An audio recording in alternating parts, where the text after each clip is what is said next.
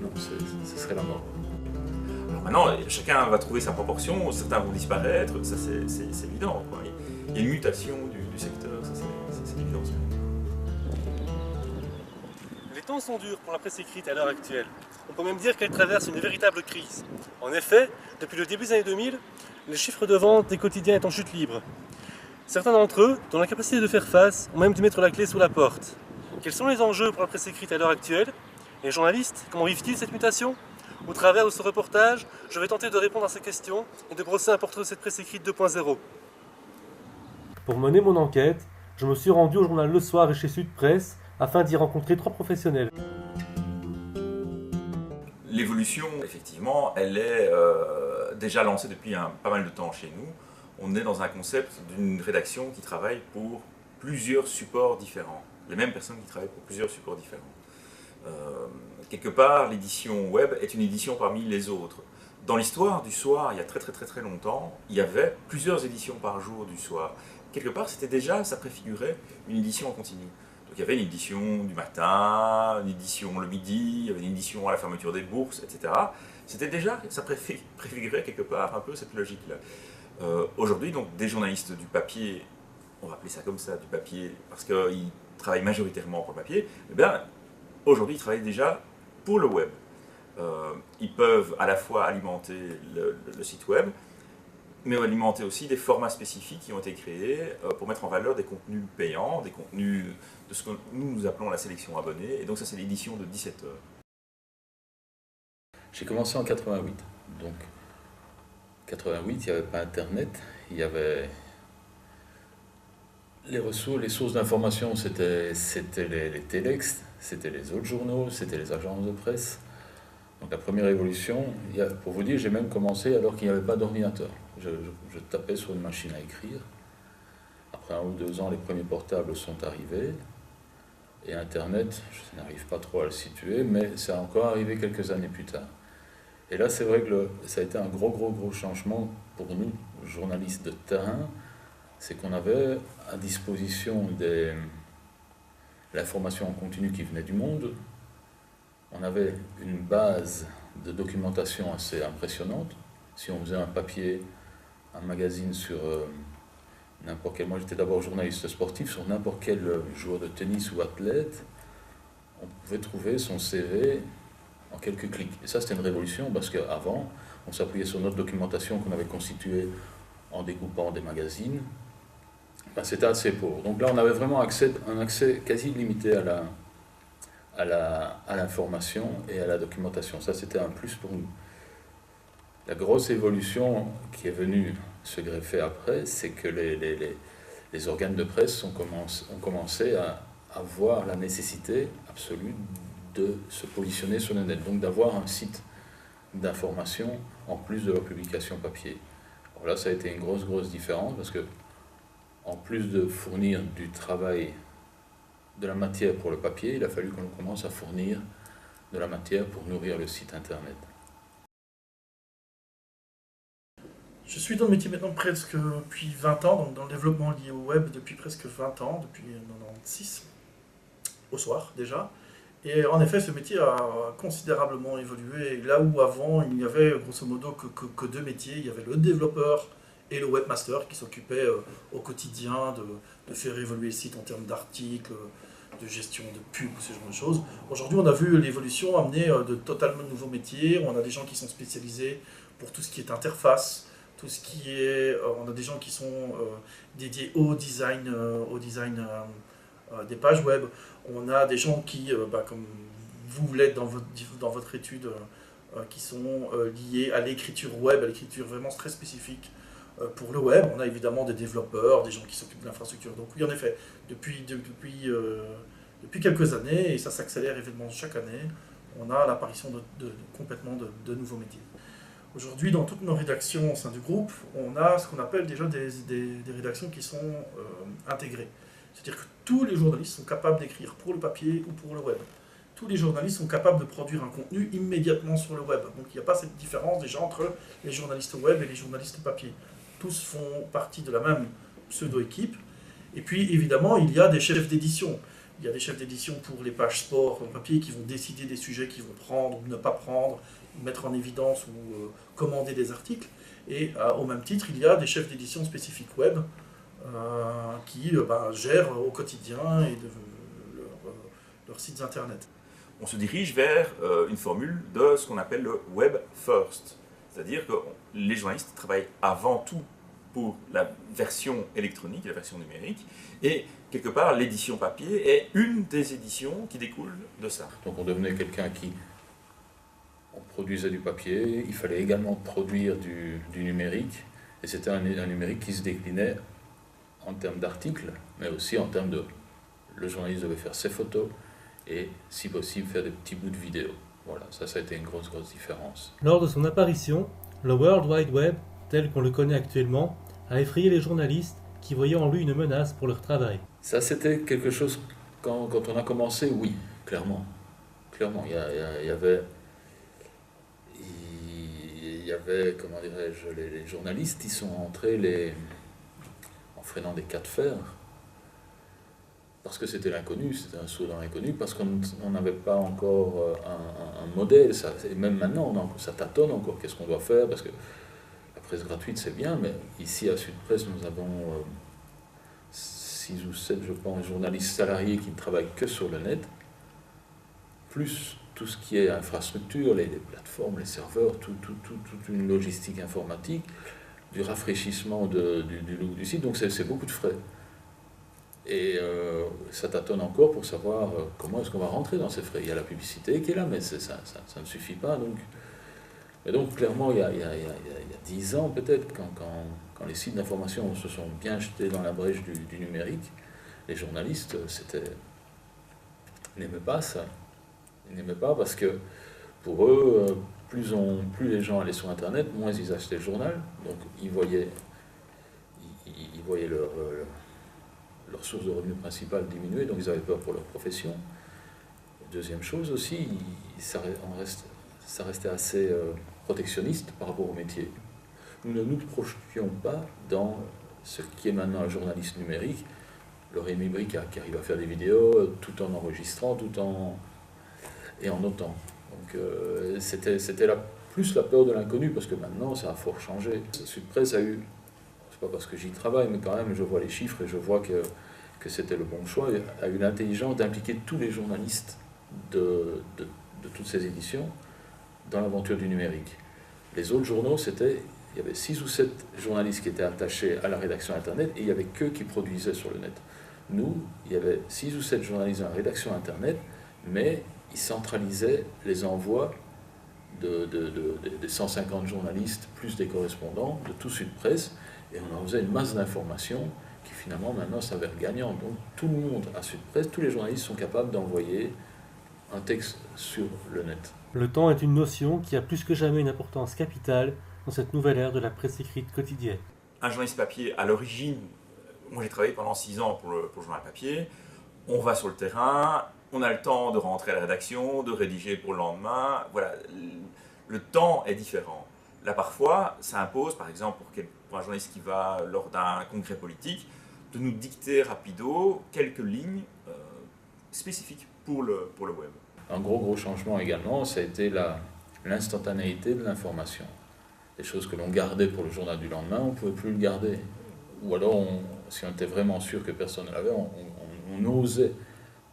essayait de le garder encore 24 heures pour le lâcher pour le papier, pour avoir l'exclusivité papier. Mais maintenant, non, vous avez une information, vous la lâchez quasi instantanément, de manière assez brève sur le site, pour que le lendemain, dans le papier, ce soit un peu plus analytique, et un peu plus étoffé et un peu plus enrichi avec d'autres témoignages, d'autres interventions.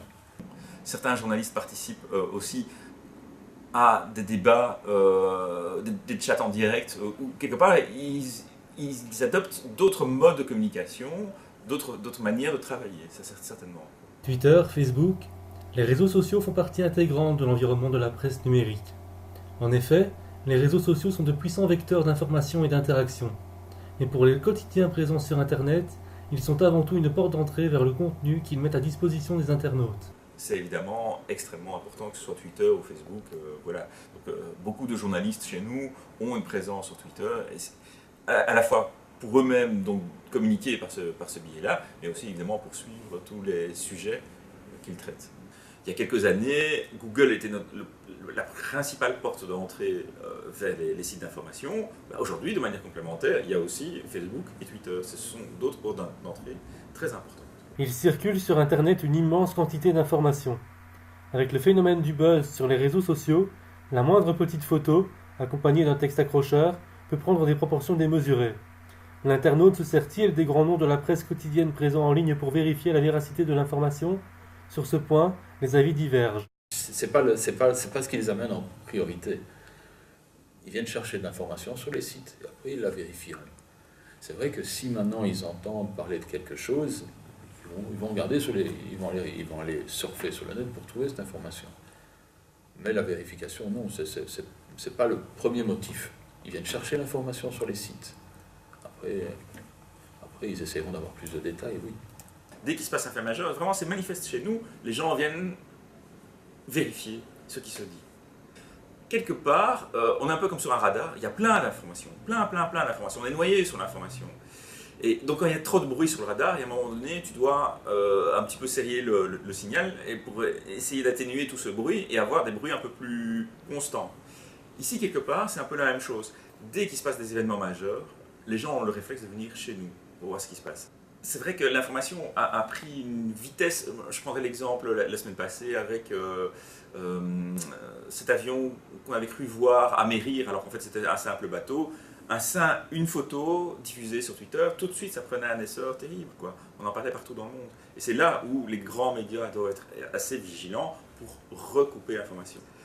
Par rapport à tout le bruit, avoir des analyses, des éditos, des commentaires, du fond, entre guillemets, c'est précieux. Et donc c'est pour ça qu'on attire de plus en plus d'abonnés payants par rapport à ça. Et on voit des modèles, par exemple sur Mediapart en France, qui sont purement payants, ça fonctionne très très bien. Bon, ce sont des niches particulières, mais ça fonctionne. Parce que du gratuit, tu peux en fournir, et on fait ça aussi. Et on essaie d'y apporter aussi de la qualité, mais tu retrouves les mêmes dépêches partout. C'est important en termes d'audience. Là, c'est plutôt le modèle commercial de la publicité, évidemment, qui permet de payer ça. Rien n'est gratuit en ce monde, donc c'est la publicité qui permet d'assurer ça. Avant l'apparition d'Internet, la publicité et les petites annonces étaient l'une des principales sources de revenus de la presse écrite. Aujourd'hui, nombreux sont les annonceurs, particuliers ou professionnels, qui se tournent vers le web pour vendre leurs produits. La plupart du temps, les annonces sur Internet sont gratuites et permettent aux vendeurs d'atteindre un public plus large. Il est indéniable que la perte de cette source de revenus a joué un rôle capital dans la crise financière qui touche actuellement la presse écrite. Oui, c'est clair. Il ne faut pas être devin de...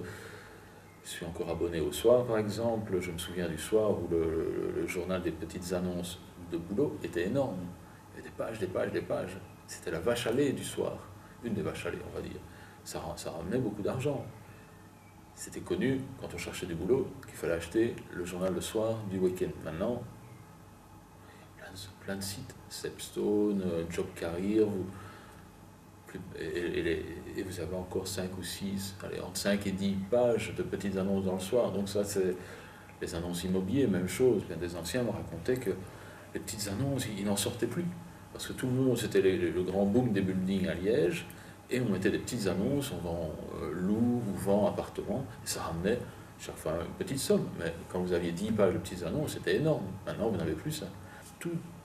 Tous les domaines doivent vivre des phases de mutation. Ça, c'en est une grosse. Je ne sais pas comment ce sera dans 10 ans, mais il ne faut pas trop s'inquiéter. Ça évolue, ça va être étudié, et ça va vivre. Voilà, là-dessus, tout ce que je peux dire. Les journaux se lisent de plus en plus sur Internet ou sur des supports mobiles. Les grandes enseignes de vente par correspondance abandonnent leur catalogue. Les commerces privilégient le format numérique pour les cartes de fidélité. Le papier tend de plus en plus à disparaître de notre vie. Dans ce monde qui s'informatise un peu plus chaque jour, la presse écrite quotidienne au format papier ne risque-t-elle pas de disparaître définitivement ? Non, je n'y crois pas une seconde. Franchement, je n'y crois pas une seconde parce que dans l'histoire des médias, c'est arrivé plein de fois que lorsqu'un nouveau média apparaissait, on craignait que le média précédent disparaisse. Donc, quand la radio est apparue, déjà à ce moment-là, on s'est demandé, tiens, est-ce que le journal ne risque pas de disparaître? Puis la télévision est apparue et on s'est demandé, est-ce que la radio ne va pas disparaître? Et maintenant, en fait, qui se sent le plus menacé par rapport au web? C'est pas tellement la presse écrite ni la radio, mais c'est plutôt la télévision. Il faut être présent sur les différents supports. Donc c'est pour ça qu'on était les premiers à lancer des applications smartphone ou tablettes du côté francophone, parce que ça permet de prolonger l'expérience utilisateur, quoi. Ça paraît évident, quoi. On doit accompagner le lecteur partout où il se trouve. Que ce soit au bureau, et nous par exemple, le pic de fréquentation au niveau du site web, c'est le temps de midi. Donc on est très fort consulté au bureau. Ou bien c'est le soir, un peu plus tard, après le film, on va dire vers 22h, 22h30, on voit une petite pique. Puis sur smartphone, ça sera peut-être plus dans les transports en commun. La tablette, par exemple, c'est plus un usage le week-end ou en soirée aussi. C'est le fameux deuxième écran. Il y a des études qui montrent que le papier a encore une belle vie devant lui. Il sera complémentaire. Non, ça. Mais plus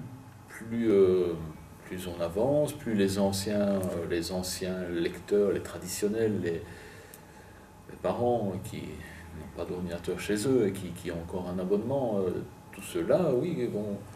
Mais malheureusement, ils vont petit à petit disparaître. Et plus les seniors disparaissent, moins il y a de lecteurs, mais je ne crois pas qu'on va vers un modèle, sauf si les arbres arrêtent de pousser, qu'on ne sait plus faire de papier, je ne crois pas qu'on va aller vers un modèle qui abandonnera complètement le papier. Je ne pense pas. Non. Ça serait une hérésie. Il reste quand même des gens, même parmi les jeunes, qui prennent beaucoup de plaisir à se poser, à feuilleter un journal, un magazine.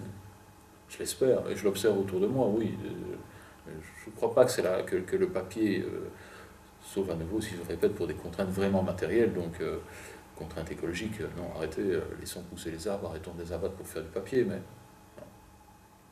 Le numérique va continuer à se développer, parce que les tablettes deviennent de plus en plus agréables et sont de plus en plus répandues dans la société. Le papier se consomme de manière différente, offre une expérience de lecture très différente, que ce soit une tablette, un ordinateur ou un smartphone. Le fait de pouvoir, par exemple, simplement lire un journal à l'envers, le fait de pouvoir tourner rapido les pages, c'est une autre expérience d'utilisateur. Donc je crois que je suis persuadé que ça va continuer. Et plus la technologie va évoluer, plus elle va être bon marché, plus ça va faire des adeptes. Partie de lecteurs numériques va évoluer, va aller croissant et le journal papier va diminuer, mais de là à ce qu'il disparaisse, non.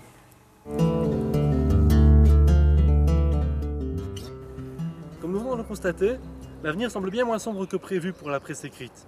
En effet, les solutions déjà mises en place semblent porter leurs fruits.